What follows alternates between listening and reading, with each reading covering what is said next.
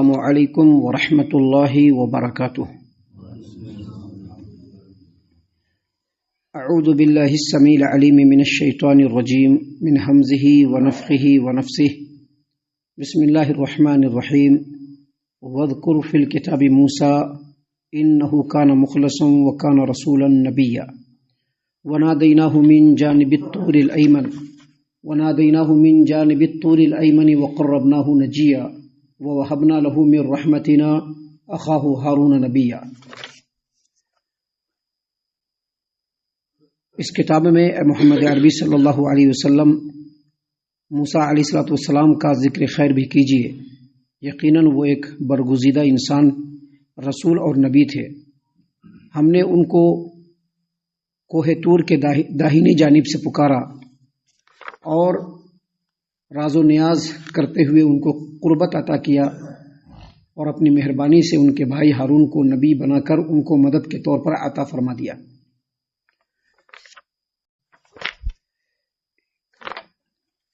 سامعین کرام، یہاں پر اللہ تبارک و تعالیٰ نے سیدنا ابراہیم علیہ السلام کے ذکر خیر کے بعد سیدنا موسیٰ علیہ السلام کا ذکر خیر کیا ہے اور فرمایا کہ وذکر فی الکتاب موسیٰ انہ کان مخلصا وکان رسولا نبیا۔ اس کتاب میں موسیٰ کا ذکر کیجیے۔ یقیناً وہ اللہ تبارک و تعالیٰ کے برگزیدہ انسان، رسول اور نبی تھے۔ سامعین کرام، اس سلسلے میں سب سے پہلے سمجھ لیجئے کہ حافظ ابو جعفر ابن جریر طبری رحمۃ اللہ علیہ نے اپنی تفسیر الطبری میں اور امام قرطبی نے تفسیر القرطبی کے اندر امام ثوری سے اور انہوں نے عبد العزیز بن رفیع سے اور انہوں نے ابو لبابہ سے روایت کیا کہ مخلص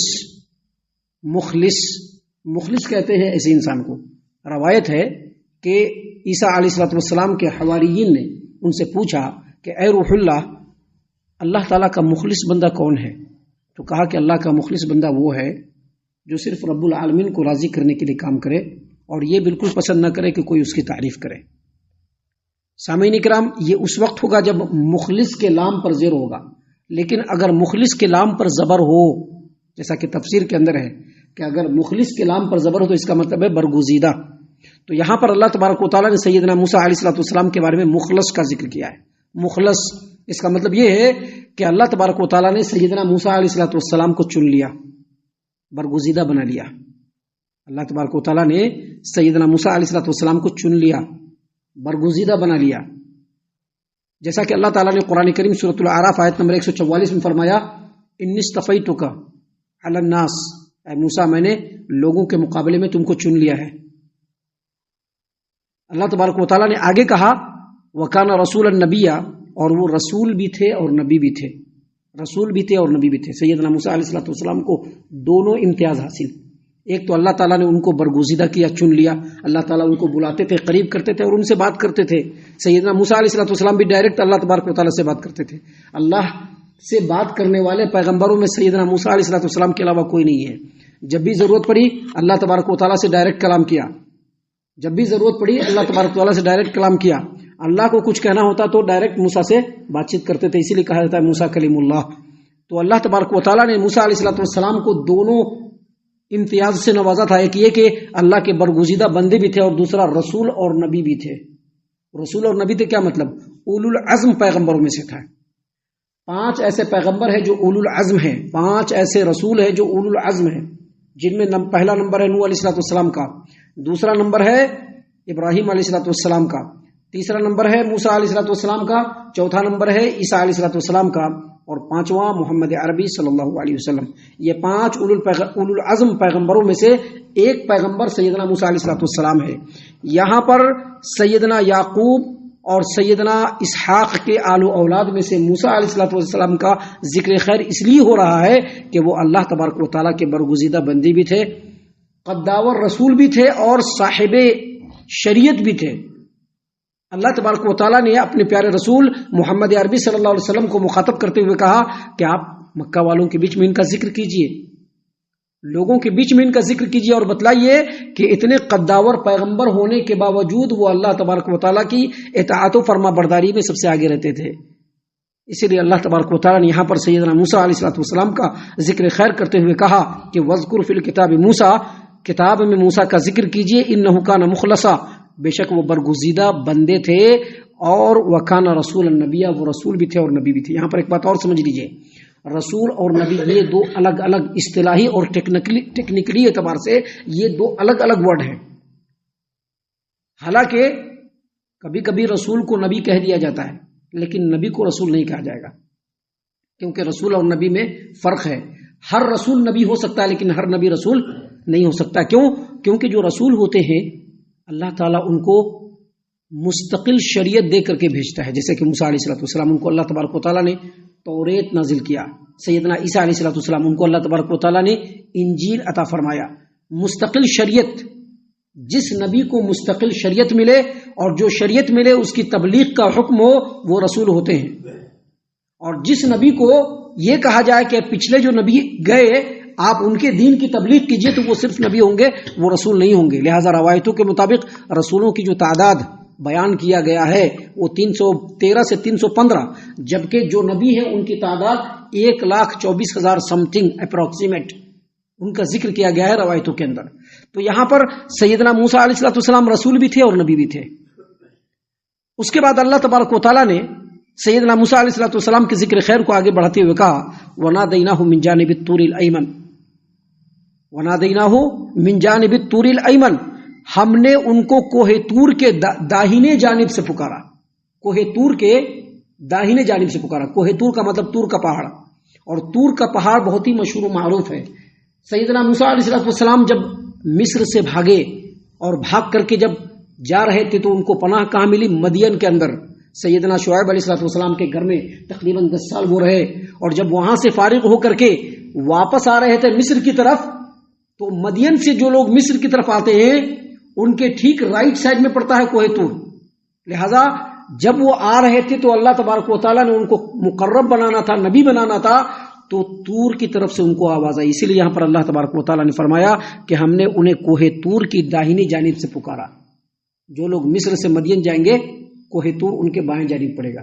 یہاں پر طور سے مراد وہی طور پہاڑ ہے جو مشہور معروف پہاڑ ہے، جس کے داہنے طرف سے اللہ تبارک و تعالیٰ نے سیدنا موسیٰ علیہ السلام کو پکارا۔ اللہ نے فرمایا وَنَادَيْنَاهُ مِن جَانِبِ الطُّورِ الْأَيْمَنِ وَقَرَّبْنَاهُ نَجِيًّا، اور ہم نے موسیٰ کو کوہ طور کی داہنی جانب سے پکارا اور اس کو راز و نیاز کرتے ہوئے اس کو قریب کر لیا، قربت عطا کیا۔ کیا مطلب یہ کہ وہاں پر ان کو نبی بنانا تھا۔ نبوت اپنے اہل و عیال کے ساتھ آ رہے تھے، آگ کی ضرورت پڑی، آگ دیکھا، آگ لانے گئے تو اللہ تبارک و تعالیٰ کی طرف سے آواز آئی۔ یہ جو قرآن کریم سورہ مریم ہے، سورہ مریم کے بعد سورہ طٰہٰ آتا ہے، سورہ طٰہٰ میں اس کی پوری تفصیل اللہ تبارک و تعالیٰ نے بیان فرمائی ہے، جو انشاءاللہ ہم وہاں پر بیان کریں گے۔ تو اپنے اہل و عیال کے ساتھ آ رہے تھے، ضرورت پڑی، آگے بڑھے تو اللہ تبارک و تعالیٰ نے ان کو آواز دیا یا موسیٰ انک بالوادی المقدس طویٰ، آپ مقدس طویٰ کی وادی کے اندر ہے، آپ یہاں پر چپل اتار لیجئے، آگے بڑھیے۔ اور اللہ تبارک و تعالیٰ نے بہت ساری راز و نیاز کی باتیں کی، ان کو نبی بنایا، اپنے سے قریب کیا۔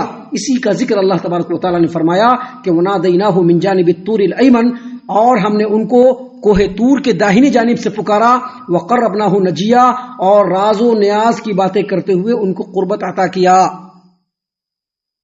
اور آگے اللہ تبارک و تعالیٰ نے فرمایا کہ وَوَهَبْنَا لَهُ مِن رَحْمَتِنَا أَخَاهُ هَارُونَ نَبِيًّا، اور اپنی مہربانی سے ان کے بھائی ہارون کو نبی بنا کر اسے مدد کے طور پر موسیٰ کو عطا کر دیا۔ سامعین کرام، سیدنا موسیٰ علیہ السلام کے 3 سال بڑے بھائی، یعنی سیدنا موسیٰ علیہ السلام سے 3 سال بڑے سیدنا ہارون، جو کہ ابھی نبی نہیں بنائے گئے ہیں، اور سیدنا ہارون علیہ السلام بڑے متقی اور پرہیزگار، اور سیدنا ہارون علیہ السلام کو اللہ تبارک و تعالیٰ نے قوت گویائی دی تھی، بولنے کی طاقت۔ آپ کبھی سنیں گے تفسیر کے اندر یا پڑھیں گے کہ جب سیدنا موسیٰ علیہ السلام بچپنے کے عالم میں تھے تو آگ کا انگارہ اپنے منہ میں رکھ لیے تھے، جس کی وجہ سے ان کی زبان میں لکنت آ گئی، اور جب بولتے تھے تو لکنت کے انداز میں بولتے تھے، گفتگو کے اندر اتنی فصاحت اور اتنی بلاغت نہیں تھی۔ اسی لیے قرآن کریم میں ہے کہ اللہ تبارک و تعالیٰ کے سامنے سفارش کرتے ہوئے سیدنا موسیٰ علیہ السلام نے کہا کہ وہ افصح منی لسانن، بولنے کے اعتبار سے وہ مجھ سے زیادہ اچھا ہے، لہذا اللہ ان کو نبی بنا کر کے میرے ساتھ کیجیے۔ کیوں ایسا کہا؟ کیونکہ جب اللہ تبارک و تعالیٰ نے طور کے پہاڑ کے دامن میں سیدنا موسیٰ علیہ السلام کو پکارا اور بلایا اور ان کو نبی بنایا، تو ان کے اوپر یہ ذمہ داری دی کہ آپ کو یہاں سے سیدھے مصر جانا ہے، اور مصر جا کر کے فرعون کو حق کی تعلیم دینی ہے، سچائی کی دعوت دینی ہے، اس کو ایک اللہ کی عبادت میں لگانا ہے، اور پھر ساتھ میں یہ بھی کہنا ہے کہ بنی اسرائیل کو تم نے جو قید کر کے رکھا ہے اس کو آزاد کر دو۔ جب اس ذمہ داری کو دے کر کے اللہ تبارک و تعالیٰ نے سیدنا موسیٰ علیہ السلام کو بھیجنا چاہا، تو سیدنا موسیٰ علیہ السلام نے سفارش کی، اور سفارش کرتے ہوئے کہا کہ اللہ میں اکیلا آدمی ہوں، میری زبان میں بھی اتنی صفائی نہیں ہے، میری زبان میں لکنت ہے، میرا بھائی ہارون جو میرے اہل و عیال میں سے ہے اس کی زبان کے اندر اللہ تبارک و تعالیٰ تو نے پاکیزگی دی ہے، بہت اچھے سے گفتگو کو لوگوں کے سامنے پیش کرتا ہے، لہٰذا آپ ان کو رسول اور نبی بنا کر کے میرا مددگار بنا دیجئے۔ تو اللہ تبارک و تعالیٰ نے یہیں پر اسی چیز کا ذکر کرتے ہوئے کہا کہ وَوَهَبْنَا لَهُ مِن رَحْمَتِنَا أَخَاهُ هَارُونَ نَبِيًّا، ہم نے موسیٰ کے اوپر اس کی اطاعت و فرما برداری کی کہ کمال کی وجہ سے، یعنی کمال اطاعت و فرما برداری کی وجہ سے سیدنا موسیٰ کو ہم نے ان کے بھائی ہارون کو نبی بنا کر کے ان کو عطا کر دیا۔